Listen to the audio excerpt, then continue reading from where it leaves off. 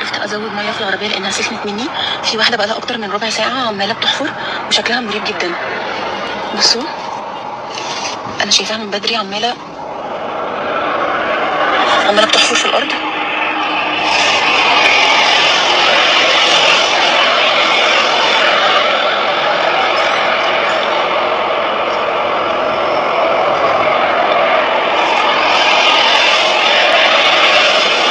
هي شكل في عربيه معاها ورا لان هي كل شويه عماله بتبص عليها.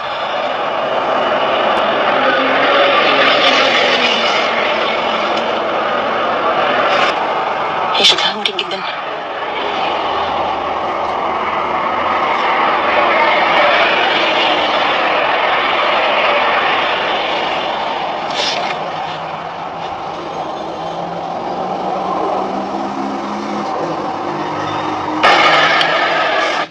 هو انا مش هقدر انزل اشوف فيه ايه الا لما اتاكد ان هما مشوا خالص.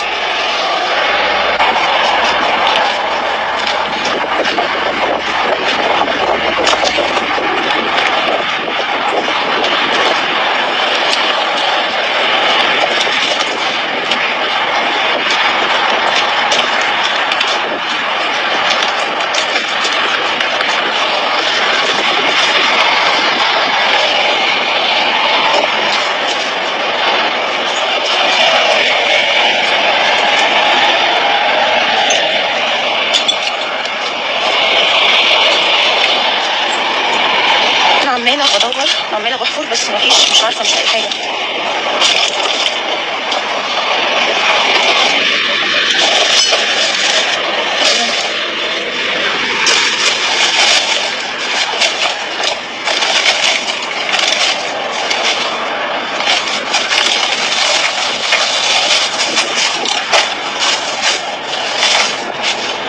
يا نهار اسود، ايه ده؟ يا نهار اسود.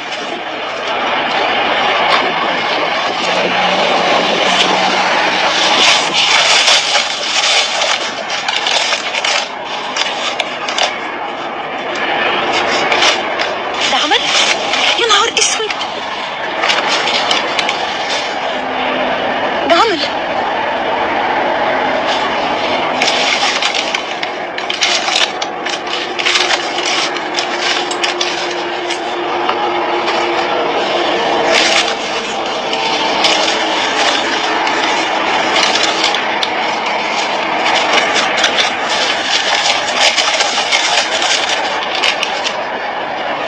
انا مش عارفه اعمل ايه بجد، بس انا يعني هاخدهم معايا علشان اشوف هعمل فيهم ايه. مش عارفه احرقهم ولا اقطعهم، بس انا بجد حسبي الله ونعم الوكيل. يعني مش عارفه ليه الاذى ده.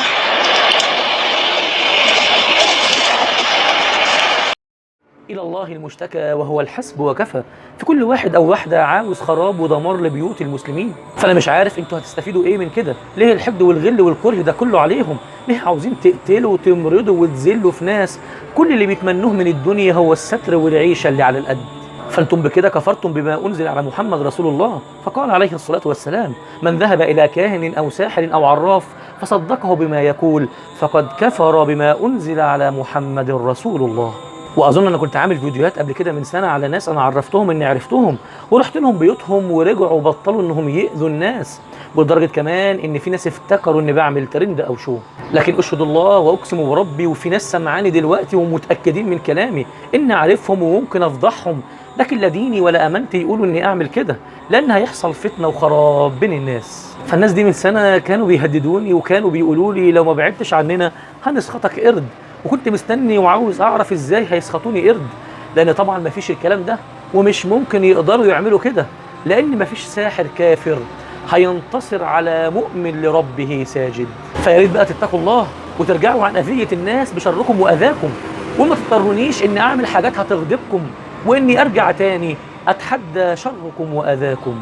واول دليل هثبته لكم هو سحر انتم دفنتموه وسط القبور هنا، وقادر اروح اطلعه واصوره للناس علشان تتاكدوا اني ابطلت شغلكم وسحركم. ومش هيفرق معايا الناس تقول شو او ترند، لكن كل اللي هيفرق معايا هو اني اكون سبب في فك كرب ناس بريئه ملهاش ذنب.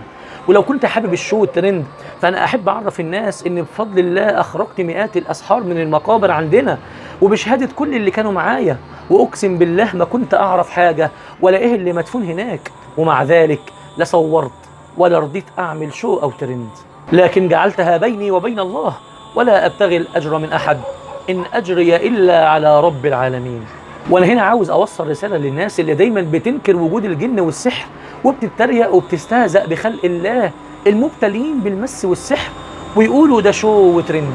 فعاوز أقول لكم ربنا ما يكتب على حد منكم أبدا، وقولوا دايما الحمد لله الذي عافانا مما ابتلى به غيرنا، وإن إنكار الجن والسحر وإنه مش موجود فهو إنكار لآيات الله. فالله سبحانه يقول يعلمون الناس السحر، وقال أيضا وما هم بضارين به من أحد إلا بإذن الله. وكمان سحر النبي عليه الصلاة والسلام، بس سحر النبي عليه الصلاة والسلام هنا كان لحكمة، وهو التشريع في الأرض والتصديق والتسليم به. ومش معنى كده ان الجن او السحر او حتى السحرة ولو اجتمعوا جميعا عليك انهم يقدروا ينفعوا او يضروا احد، فهم لن ولن يستطيعوا ان يضروا او ينفعوا الا باذن الله، وما هم بضارين به من احد الا باذن الله. فاقصى واكتر شيء ممكن يعملوه معاك هو تنفيذ مشيئة وإرادة الله.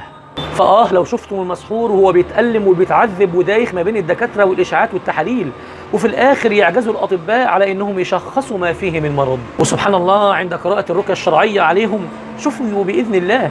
بس مش معنى كده أن كل حاجة نعلقها على الجن والسحر، فلا بد بالأخذ بالأسباب، فالأخذ بالأسباب واجب، والاعتماد على السبب كفر بالله، وترك السبب حرام. فلا بد أن نأخذ بالأسباب، ولكن يبقى القلب متعلق برب الأسباب سبحانه. يعني نروح لدكتور مرة واثنين وثلاثة ونكشف ونحلل وناخد بالأسباب، ولما تعجز الأطباء عن العلاج نأخذ بالأسباب ونستبقي بالرقية الشرعية، فيكون الشفاء بإذن الله. وأعتقد أن الناس اللي شافوا بعينيهم قدرة الله إزاي شوفوا من السحر والجن والأمراض بإذن الله وبسبب الرقية الشرعية، وشافوا بعينهم اللي مش ممكن العقل يدركه ولا حتى يتخيله، لأنهم أكتر حد هيفهم كلامي ده كويس. فحصنوا أنفسكم وبيوتكم بالوضوء والذكر والصلاة وسورة البقرة في البيت، لأن الشيطان بذكر الله يطرد ويخنس. وقال عليه الصلاة والسلام عليكم بالبقرة فإن أخذها بركة وتركها حسرة ولا يستطيعها البطلة أي السحرة.